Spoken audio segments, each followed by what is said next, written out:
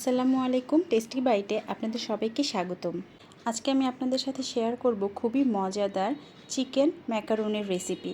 এর জন্য আমি নিয়েছি ছোট ছোট টুকরো করে কেটে রাখা চিকেন, কিউব করে কেটে রাখা পেঁয়াজ, আদা কুচি, রসুন কুচি, কাঁচামরিচ, জিরা গুঁড়া, মিক্সড মশলা এবং স্বাদমতো লবণ। এছাড়াও আমি নিয়েছি সয়া সস, টমেটো সস।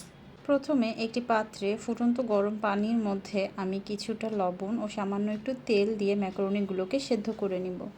ম্যাকারোনিগুলো সেদ্ধ হয়ে গেলে পানি ঝরিয়ে আলাদা করে আমি রেখে দিব।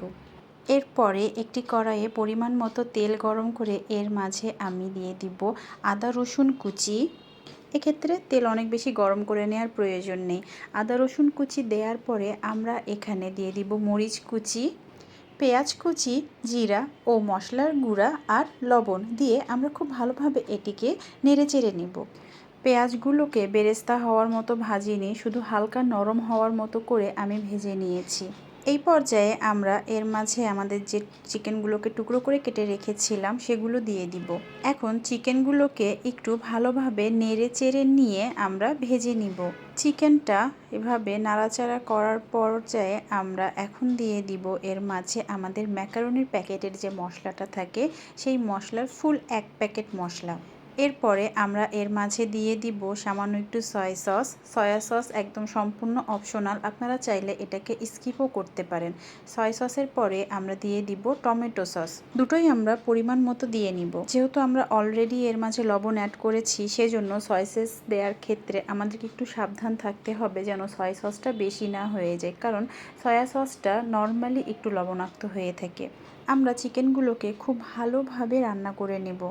চিকেনটাকে অবশ্যই সেদ্ধ করে নিতে হবে। যদি আপনাদের মনে হয় চিকেন সেদ্ধ হতে একটু টাইম লাগছে, তাহলে আপনারা এখানে সামান্য একটু গরম পানি অ্যাড করেও চিকেনগুলোকে সেদ্ধ করে নিতে পারেন।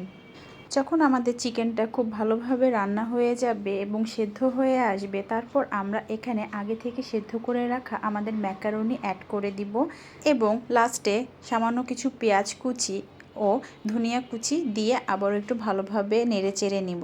এটিও সম্পূর্ণ অপশনাল, আপনারা চাইলে এটিকে স্কিপ করতে পারেন, তবে ধনিয়া পাতা দিলে এটার স্বাদটা আর একটু বেশি ভালো লাগে। ম্যাকারোনির প্যাকেটটাতে আমাদের দুটো মশলার প্যাকেট ছিল। আমরা প্রথম মশলার প্যাকেটটা ইউজ করেছি আমাদের চিকেন রান্না করার জন্য এবং দ্বিতীয় মশলার প্যাকেটটা আমরা ইউজ করব সবার শেষে আমাদের এই ম্যাকারোনিটা নামানোর ঠিক আগ মুহূর্তে। এতে ম্যাকারোনির মাঝে ফ্লেভারটা খুবই দারুণ আসে, আপনারা অবশ্যই বাসায় ট্রাই করবেন। ব্যাস আমাদের ম্যাকারোনি রেডি হয়ে গেল। সব শেষে মশলা দেওয়ার কারণে প্রত্যেকটা বাইটে মশলার একটা দুর্দান্ত ফ্লেভার পাওয়া যায়। আপনারা বাসায় অবশ্যই ম্যাকারোনির এই রেসিপিটা ট্রাই করবেন। যদি ভিডিওটি ভালো লেগে থাকে তাহলে লাইক, কমেন্ট ও শেয়ার করে পাশে থাকবেন। আর যদি আমার চ্যানেলটিকে সাবস্ক্রাইব না করে থাকেন তাহলে অবশ্যই সাবস্ক্রাইব করে নেবেন। অসংখ্য ধন্যবাদ এতক্ষণ সাথে থাকার জন্য। আসসালামু আলাইকুম।